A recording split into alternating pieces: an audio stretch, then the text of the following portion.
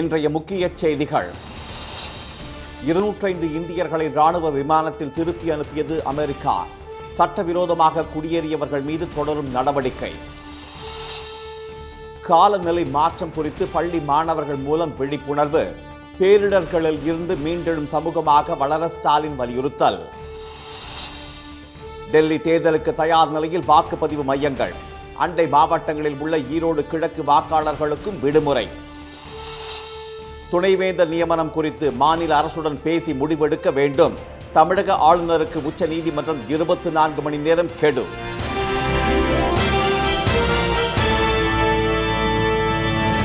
வணக்கம். வணக்கம். அமெரிக்காவில் சட்டவிரோதமாக குடியேறிய இந்தியர்களில் முதல் கட்டமாக 205 பேரை ராணுவ விமானத்தில் அந்நாடு திருப்பி அனுப்பியுள்ளது. அமெரிக்க அதிபராக 2வது முறையாக பதவியேற்ற ட்ரம்ப் சட்டவிரோதமாக குடியேறியுள்ள வெளிநாட்டினரை நாடு கடத்த உத்தரவிட்டார். அந்நாட்டில் 1,10,00,000 பேர் உரிய ஆவணங்களின்றி குடியேறியுள்ளதாக கூறப்படுகிறது. ட்ரம்ப் உத்தரவின்படி அவர்களை வெளியேற்றுவதற்கான நடவடிக்கைகள் தொடங்கியதை அடுத்து 6 ராணுவ விமானங்களில் கவுதமாலா, பெரு, ஹோண்ட்ராஸ் நாட்டினர் திருப்பி அனுப்பப்பட்டனர். டெக்சாஸ் மாகாணம், கலிபோர்னியா மாகாணம், சாண்டிகோவில் தடுத்து வைக்கப்பட்டுள்ள 5,000 பேரை அவர்களது நாடுகளுக்கு திருப்பி அனுப்பும் நடவடிக்கையை தற்போது பென்டகன் மேற்கொண்டுள்ளது. அதன் ஒரு கட்டமாக டெக்சாஸ் மாகாணம் சான் அன்டோனியோவிலிருந்து பஞ்சாப் மாநிலம் அமிர்தசரஸுக்கு 205 இந்தியர்களுடன் C-17 ரக அமெரிக்க விமானம் இன்று அதிகாலை 3 மணிக்கு புறப்பட்டது. டெல்லியில் இதை உறுதி செய்த அமெரிக்க தூதரக அதிகாரி, எல்லை பாதுகாப்பை அமெரிக்கா பலப்படுத்தி வருவதாகவும் குடியேற்ற சட்டங்களை கடுமையாக்குவதுடன் சட்டவிரோதமாக குடியேறியவர்களை வெளியேற்ற நடவடிக்கை எடுத்து வருவதாகவும் கூறினார். சட்டவிரோத குடியேற்றம் பயன் தராது என்ற செய்தியை உலகத்துக்கு அமெரிக்கா கூறுவதாகவும் அவர் தெரிவித்தார். சட்டவிரோதமாக குடியேறிய 1100 இந்தியர்களை கடந்த ஆண்டு அமெரிக்கா திருப்பி அனுப்பியது குறிப்பிடத்தக்கது. அமெரிக்காவில் சட்டவிரோதமாக குடியேறியுள்ள இந்தியர்களின் எண்ணிக்கை தற்போது 7,25,000 என கணக்கிடப்பட்டுள்ளது. அவர்களில் 20,000 பேர் உடனடியாக நாடு கடத்தப்பட உள்ளனர். சட்டவிரோதமாக குடியேறிய இந்தியர்களை அவர்களது விவரங்களை சரிபார்த்த பின் திரும்ப அழைத்துக் கொள்ள இந்தியா தயாராக இருப்பதாக கடந்த மாதம் அமெரிக்க வெளியுறவு அமைச்சர் மார்கோ ரூபியோவை சந்தித்த போது மத்திய வெளியுறவு அமைச்சர் திரு ஜெய்சங்கர் தெரிவித்திருந்தார். ட்ரம்ப் தொலைபேசியில் அழைத்து பேசிய போது சட்டவிரோதமாக குடியேறியவர்கள் விவகாரத்தில் நியாயமானதை இந்தியா செய்யும் என்று பிரதமர் திரு மோடி உறுதியளித்ததாகவும் தகவல் வெளியாகியுள்ளது. இந்நிலையில் சட்டவிரோதமாக குடியேறியவர்களை சிறப்பு விமானம் மூலம் திருப்பி அனுப்ப அதிக செலவாகிறது. கவுதமாலாவுக்கு ராணுவ விமானம் மூலம் ஒருவரை திருப்பி அனுப்ப 4 லட்சம் ரூபாய் செலவழிக்கப்பட்டுள்ளதாக அமெரிக்க குடியேற்றத்துறை தெரிவித்துள்ளது. இதனிடையே இந்தியாவில் கல்வி, சுகாதாரம் மற்றும் சமூக நலத்திட்டங்களுக்காக வழங்கும் நிதி உதவியை மறு அறிவிப்பு வரும் வரை நிறுத்தி வைப்பதாக சர்வதேச வளர்ச்சிக்கான நிதி வழங்கும் அமெரிக்க நிறுவனம் தெரிவித்துள்ளது. இதனால் நடப்பாண்டில் செயல்படுத்தப்பட்டு வரும் 1,218 கோடி ரூபாய் மதிப்பிலான நலத்திட்டங்கள் கைவிடப்படும் நிலை உருவாகியுள்ளது. நாளை நடைபெறவுள்ள டெல்லி சட்டப்பேரவை தேர்தல் மற்றும் ஈரோடு கிழக்கு இடைத்தேர்தலில் வாக்குப்பதிவுக்கான அனைத்து பணிகளும் நிறைவடைந்து தயார் நிலையில் உள்ளதாக தேர்தல் ஆணையம் அறிவித்துள்ளது. 70 தொகுதிகளை கொண்ட டெல்லி சட்டப்பேரவைக்கு நாளை ஒரே கட்டமாக தேர்தல் நடைபெற உள்ளது. இதில் ஆம் ஆத்மி, பாஜக, காங்கிரஸ் இடையே மும்முனை போட்டி நிலவுகிறது. நாளை வாக்குப்பதிவு நடைபெறவுள்ள நிலையில் அதற்கு தேவையான அனைத்து ஏற்பாடுகளும் நிறைவடைந்துள்ளன. இதேபோல ஈரோடு கிழக்கு இடைத்தேர்தலில் அனைத்து வாக்குச்சாவடிகளிலும் கண்காணிப்பு கேமரா பொருத்தப்பட்டுள்ளது. நுண் பார்வையாளர்களும் நியமிக்கப்பட்டுள்ளனர். வாக்குச்சாவடி அலுவலர்களுக்கு இறுதிக்கட்ட பயிற்சி அளிக்கப்பட்டு பணி ஆணைகள் வழங்கப்பட்டுள்ளன. இதுகுறித்து செய்தியாளர்களிடம் பேசிய மாவட்ட ஆட்சியரும் தேர்தல் நடத்தும் அலுவலருமான திரு ராஜகோபால் சுன்கரா, 237 வாக்குச்சாவடிகள் அமைக்கப்பட்டுள்ளதாகவும் அவற்றில் பணியாற்ற கூடுதலாக 20% அலுவலர்கள் கணக்கிடப்பட்டு 1,194 பேர் நியமிக்கப்பட்டுள்ளதாகவும் தெரிவித்தார். அவர்களுக்கு இறுதிக்கட்ட பயிற்சி அளிக்கப்பட்டு அவரவர் பணியாற்ற வேண்டிய வாக்குச்சாவடிகளுக்கு அனுப்பி வைக்கப்பட்டுள்ளதாக அவர் கூறினார். ஈரோடு கிழக்கு தொகுதிக்கு நாளை பொது விடுமுறை அறிவிக்கப்பட்டுள்ளதாக கூறிய திரு ராஜகோபால், அருகில் உள்ள மாவட்டங்களில் பணிபுரியும் ஈரோடு கிழக்கு தொகுதி வாக்காளர்களுக்கு ஊதியத்துடன் கூடிய விடுமுறை அளிக்கப்பட வேண்டும் என்றும் தெரிவித்தார். ஈரோடு கிழக்கு சட்டமன்ற தொகுதி வாக்காளர்கள் ஈரோடு மாவட்ட முழுவதும் மற்றும் பக்கத்து மாவட்டங்களில் அவங்களுக்கு பெய்டு ஹாலிடே. இது கவர்மெண்ட் மற்றும் தனியார் நிறுவனங்கள் அனைத்துக்கும் இது பொருந்தும். இது கடைபிடிக்காத நிறுவனங்கள் மேல சட்டப்படி நடவடிக்கை எடுக்கப்படும். ஈரோடு மாவட்டத்தில் கணக்கில் வராத 54 லட்சம் ரூபாய் பணம் பறிமுதல் செய்யப்பட்டு அதில் 49 லட்சம் ரூபாய் திரும்ப வழங்கப்பட்டுள்ளதாகவும் 12 லட்சம் ரூபாய் குறித்து விசாரணை நடத்தி வருவதாகவும் திரு ராஜகோபால் தெரிவித்தார். காலை 7 மணி முதல் மாலை 6 மணி வரை வாக்குப்பதிவு நடைபெறும் என்றும் மாலை 6 மணிக்குள் வாக்குச்சாவடிக்குள் வந்தவர்கள் அனைவருக்கும் வாக்களிக்க அனுமதி வழங்கப்படும் என்றும் அவர் கூறினார். 90% பேருக்கு பூத் ஸ்லிப் வழங்கப்பட்டுள்ளதாகவும் பூத் ஸ்லிப் கிடைக்காதவர்கள் 12 வகையான அடையாள அட்டைகளை காட்டி வாக்களிக்கலாம் என்றும் அவர் தெரிவித்தார். வாக்குப்பதிவு முடிவடைந்ததும் வாக்குப்பதிவு இயந்திரங்கள் அனைத்தும் சித்தோடு அரசினர் பொறியியல் கல்லூரிக்கு கொண்டு செல்லப்படும். வாக்குகள் வரும் 8ஆம் தேதி எண்ணப்பட்டு அன்றே முடிவுகள் அறிவிக்கப்பட உள்ளன. காலநிலை மாற்றம் குறித்த விழிப்புணர்வை மாணவர்கள் மூலம் ஏற்படுத்த அனைத்து பள்ளிகளிலும் சூழல் மன்றங்கள் ஏற்படுத்தப்படும் என்று முதலமைச்சர் திரு மு.க. ஸ்டாலின் அறிவித்துள்ளார். சென்னை நந்தம்பாக்கத்தில் உள்ள சென்னை வர்த்தக மையத்தில் சுற்றுச்சூழல் மற்றும் காலநிலை மாற்றத்துறை சார்பில் தமிழ்நாடு காலநிலை 3வது உச்சி மாநாடு 2 நாட்கள் நடைபெறுகிறது. மாநாட்டை இன்று தொடங்கி வைத்த திரு ஸ்டாலின் சுற்றுச்சூழல் விழிப்புணர்வு ஏற்படுத்திய தனிநபர்கள் மற்றும் நிறுவனங்களுக்கு விருதுகளை வழங்கினார். மாநாட்டில் பேசிய அவர், காலநிலை மாற்றம்தான் உலக நாடுகளும் மானுட சமுதாயமும் எதிர்கொண்டுள்ள மிகப்பெரிய சவால் என்று கூறினார். இது தொடர்பாக விழிப்புணர்வு ஏற்படுத்தி வருவதாகவும் எதிர்கொள்வதற்கான நடவடிக்கைகளின் ஒரு பகுதியாக தமது தலைமையில் காலநிலை நிர்வாக குழு அமைக்கப்பட்டிருப்பதாகவும் தெரிவித்தார். காலநிலை மாற்றம் குறித்து ஆராய இந்திய மாநிலங்களிலேயே முதலா மாநாடு நடத்துறது நம்முடைய தமிழ்நாடு தான். அது மட்டுமல்ல, துறையோட பேரையே சுற்றுச்சூழல் மற்றும் காலநிலை மாற்றுத்துறை என்று மாற்றியிருக்கிறோம். தமிழ்நாடு காலநிலை மாற்ற இயக்கம், பசுமை தமிழ்நாடு இயக்கம், தமிழ்நாடு ஈரநிலை இயக்கம், தமிழ்நாடு நெய்தல் மீட்சி இயக்கம் ஆகிய 4 இயக்கங்கள் மூலம் இந்த பிரச்சனையை எதிர்கொள்ள முன்னெடுப்புகளை அரசு எடுத்து வருகிறது என்று திரு ஸ்டாலின் குறிப்பிட்டார். தமிழ்நாட்டின் எதிர்காலத்துக்கான கனவுகளுக்கு கல்விதான் அடித்தளம் என்பதால் காலநிலை கல்வி அறிவை ஓர் இயக்கமாக முன்னெடுக்க அரசு முடிவு செய்திருப்பதாக அவர் தெரிவித்தார். தமிழ்நாட்டோட எல்லா பள்ளிகளிலும் சூழல் மன்றங்கள் ஏற்படுத்தப்படும். காலநிலை கல்வி அறிவிக்குன்னு ஒரு கொள்கையை தமிழ்நாடு அரசு விரைவில் வகுத்து அறிவிக்க இருக்கிறோம். எல்லோருக்கும் அவசியமான காலநிலை விழிப்புணர்வை மாணவர்கள் மூலமே அனைத்து தரப்பு மக்கள்கிட்டையும் கொண்டு போய் சேர்க்க இருக்கிறோம். பொருளாதார மேம்பாட்டையும் சுற்றுச்சூழல் பொறுப்புணர்வையும் இரு கண்களாக கருதி தமிழ்நாடு அரசு செயலாற்றி வருவதாகவும் திரு ஸ்டாலின் தெரிவித்தார்.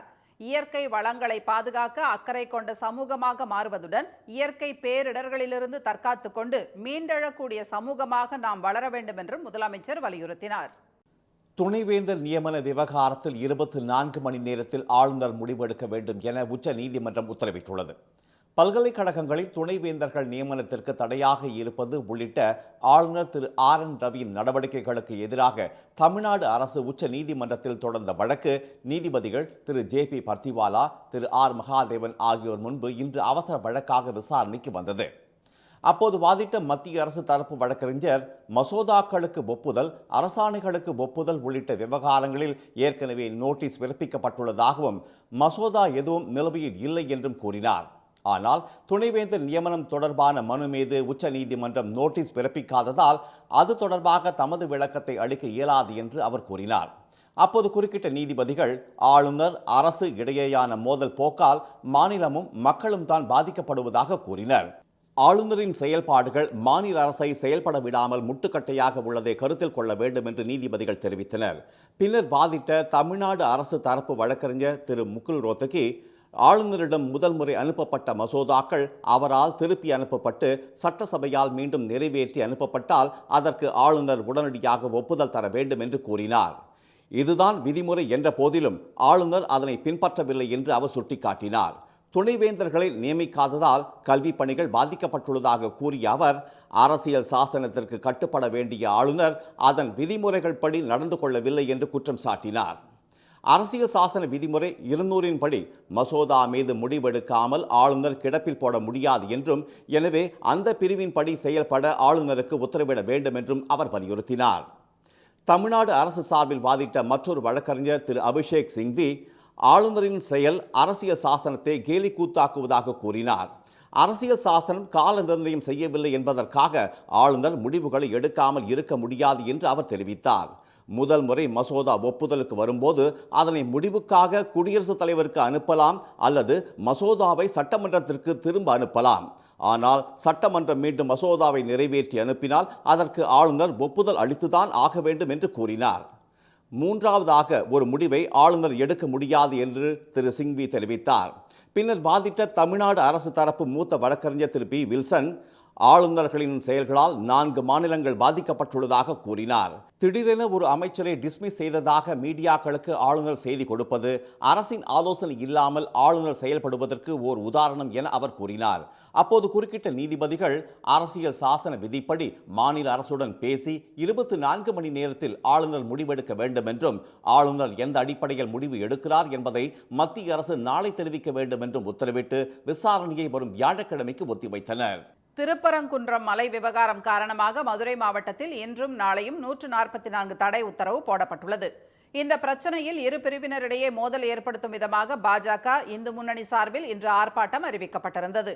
இதையடுத்து 2 நாட்களுக்கு மாவட்டம் முழுவதும் 144 தடை உத்தரவை அமல்படுத்தி மாவட்ட ஆட்சியர் திருமதி சங்கீதா உத்தரவிட்டார். இதனால் மதுரை மூலக்கரையிலிருந்து திருப்பரங்குன்றம் வரை ஆங்காங்கே தடுப்புகளை அமைத்து காவல்துறையினர் சோதனை செய்து வருகின்றனர். திருப்பூர், கோவை, பல்லடம் பகுதிகளிலும் சோதனை செய்த காவல்துறையினர் தடையை மீறி திருப்பரங்குன்றம் செல்ல முயன்றவர்களை கைது செய்தனர். குமரி மாவட்டத்திலிருந்து மதுரை சென்ற வாகனங்களை ஆரல் வாய்மொழி சோதனைச் சாவடியில் காவல்துறையினர் தீவிரமாக சோதனை செய்தனர். இதற்கிடையே திருப்பரங்குன்றம் மலை விவகாரம் வெளியாட்களால் கிளப்பிவிடப்படும் பிரச்சனை என்றும் அங்குள்ள இந்துக்களும் இஸ்லாமியர்களும் இணக்கத்துடன் வாழ்ந்து வருவதாகவும் அப்பகுதி மக்கள் தெரிவித்தனர். இப்போ சமீப காலமாக அவங்களா ஒரு பிரச்சனையை கொண்டு வர்றாங்க.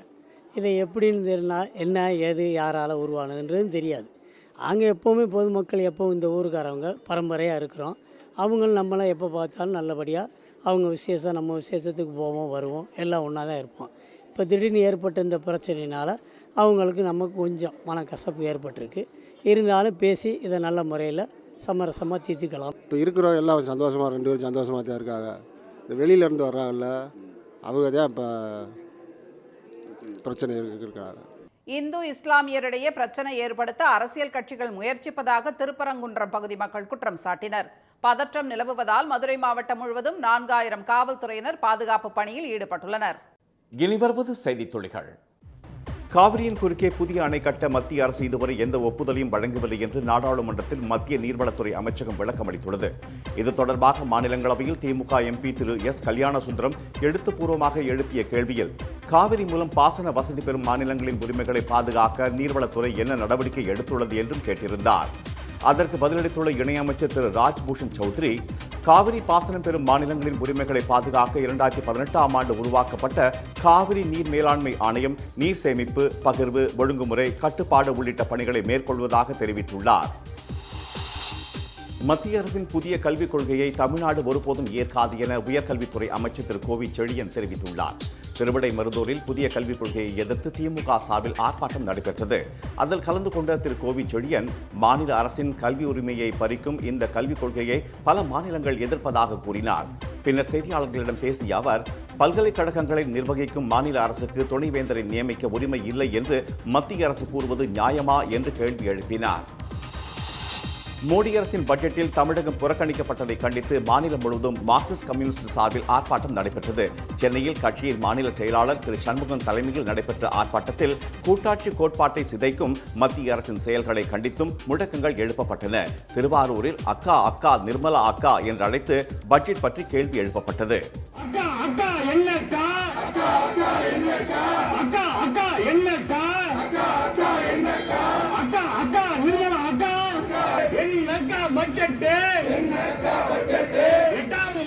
தூத்துக்குடி ஆர்ப்பாட்டத்தில் எதிர்க்கட்சிகள் ஆளும் மாநிலங்களுக்கு நிதி ஒதுக்கீடு செய்யப்படவில்லை என கண்டனம் தெரிவிக்கப்பட்டது.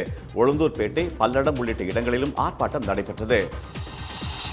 சென்னை ராமாபுரம் மியாட் மருத்துவமனை அருகே 30 குண்டுகளுடன் AK-47 துப்பாக்கி கிடந்ததால் பரபரப்பு ஏற்பட்ட நிலையில் அந்த துப்பாக்கி தங்களுடையது என துணை ராணுவத்தினர் உரிமை கோரியுள்ளனர். ஆளுநர் மாளிகை பாதுகாப்புக்கு சென்ற ஆவடி CRPF காவலர் தவறுதலாக விட்டுச் சென்றதாக தெரிய வந்ததை அடுத்து ஆவணங்களை கொண்டு வந்து காட்டி துப்பாக்கியை பெற்றுக் கொள்ளுமாறு ராமாபுரம் காவல்துறையினர் தெரிவித்துள்ளனர். மதுரை போடிநாயக்கனூர் வழித்தடத்தில் நேற்று முன்தினம் சோதனை ஓட்டம் வெற்றிகரமாக நடத்தப்பட்ட நிலையில் இன்று முதல் மின்சார ரயில் இயக்கப்படுகிறது. இந்நிலையில் நேற்றிரவு சென்னை சென்ட்ரலில் இருந்து புறப்பட்ட மின்சார விரைவு ரயில் இன்று காலை மதுரை தேனி வழியாக காலை 9:15 மணிக்கு போடிநாயக்கனூரை அடைந்தது. அதேபோல் மதுரையில் இருந்து காலை 8:20 மணிக்கு புறப்பட்ட பயணிகள் ரயில் 10 மணிக்கு போடிக்கு வந்தது. உதகை அருகே தட்டநேரி பன்னிமரா கிராமங்களைச் சேர்ந்த மலைவேடர் இன மக்கள் பழங்குடியினர் சான்றிதழ் வழங்க கோரி கல்லட்டி மலைப்பாதையில் சாலை மறியலில் ஈடுபட்டதால் போக்குவரத்து பாதிக்கப்பட்டது. 2005ஆம் ஆண்டுக்கு பிறகு பழங்குடியினர் இன ஜாதி சான்றிதழ் வழங்கப்படாததால் தங்களது குழந்தைகள் அரசு பணிகளில் சேர முடியாத நிலை ஏற்பட்டுள்ளதாக அவர்கள் தெரிவித்தனர். திருவாரூர் மாவட்டம் திருத்துறைப்பூண்டி அருகே ஆப்பரக்குடியில் ஆதியன் இனத்தவர் தங்கள் குழந்தைகளுக்கு பழங்குடியினர் சாதி சான்றிதழ் வழங்க வலியுறுத்தி 9வது நாளாக போராட்டத்தில் ஈடுபட்டனர். கடந்த 8 நாட்களாக குழந்தைகளை பள்ளிக்கு அனுப்பாத அவர்கள் இன்று பள்ளி முன்பு மாற்றுச் சான்றிதழ் வழங்க கோரி ஆர்ப்பாட்டம் நடத்தினர். 19 வயதுக்கு உள்பட்டோருக்கான மகளிர் 20 ஓவர் உலகக்கோப்பை கிரிக்கெட் போட்டியில் தென்னாப்பிரிக்காவை வீழ்த்தி சாம்பியன் பட்டம் வென்ற இந்திய அணியில் இடம் பிடித்த ஒரே தமிழக வீராங்கனை கமலினிக்கு சென்னையில் உற்சாக வரவேற்பு அளிக்கப்பட்டது. 11 வயதில் தனது சகோதரர் விளையாடுவதை பார்த்து கிரிக்கெட்டில் ஆர்வம் வந்ததாக கூறிய கமலினி, இலக்கை அடைய கடின உழைப்பும் ஒழுக்கமும் மிக அவசியம் என்றார். 11ல் தான் என்னோட கிரிக்கெட் ஜேர்னி ஸ்டார்ட் ஆச்சு. பட் என்னோட மோட்டிவேட்டர் அப்பா, அம்மா, அண்ணா. அவன் அடிக்கிற சிக்ஸ் எல்லாமே அஃப்கோர்ஸ் நீங்கள் அந்த கேமை நீ என்ஜாய் பண்ணி விளையாடுவீங்களா, கடைசி வரைக்கும் போவீங்களா ஃபஸ்ட்டு. அதுக்கப்புறம் டிசிப்ளின், அதுக்கப்புறம் ஹார்ட் ஒர்க், டெடிகேஷன், அதுக்கப்புறம் ஃபஸ்ட்டு டிசிப்ளின், அதுக்கப்புறம் தான் ஹார்ட் ஒர்க். இன்றைய வர்த்தக முடிவில் மும்பை பங்குச்சந்தை குறியீட்டின் சென்செக்ஸ் 1397 புள்ளிகள் உயர்ந்து 78,584 புள்ளிகளாக இருந்தது. தேசிய பங்குச்சந்தை குறியீட்டின் நிப்டி 378 புள்ளிகள் அதிகரித்து 23,739 புள்ளிகளாக நிறைவடைந்தது. சென்னையில் இன்று ஆபரண தங்கத்தின் விலை சவரனுக்கு 840 ரூபாய் அதிகரித்து ஒரு சவரன் 62,480 ரூபாயாகவும் ஒரு கிராம் 7,810 ரூபாயாகவும் உள்ளது. வெள்ளி விலையில் கிராமுக்கு 1 ரூபாய் குறைந்து 1 கிராம் 106 ரூபாயாக உள்ளது. மீண்டும் இன்றைய முக்கிய செய்திகள். அமெரிக்காவில் சட்டவிரோதமாக குடியேறிய இந்தியர்களில் முதல் கட்டமாக 205 பேரை ராணுவ விமானத்தில் அந்நாடு திருப்பி அனுப்பியுள்ளது. காலநிலை மாற்றம் குறித்த விழிப்புணர்வை மாணவர்கள் மூலம் ஏற்படுத்த அனைத்து பள்ளிகளிலும் சூழல் மன்றங்கள் ஏற்படுத்தப்படும் என்று முதலமைச்சர் ஸ்டாலின் அறிவித்துள்ளார். அரசியல் சாசன விதிப்படி மாநில அரசுடன் பேசி 24 மணி நேரத்தில் துணைவேந்தர் நியமன விவகாரத்தில் தமிழக ஆளுநர் முடிவெடுக்க வேண்டும் என்று உச்சநீதிமன்றம் உத்தரவிட்டுள்ளது.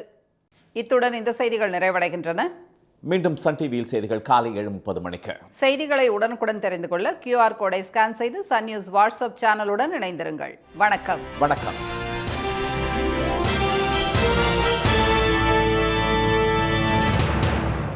உடனுக்குடன் செய்திகளை தெரிந்து கொள்ள சன் நியூஸ் பெல் ஐகானை கிளிக் பண்ணுங்க.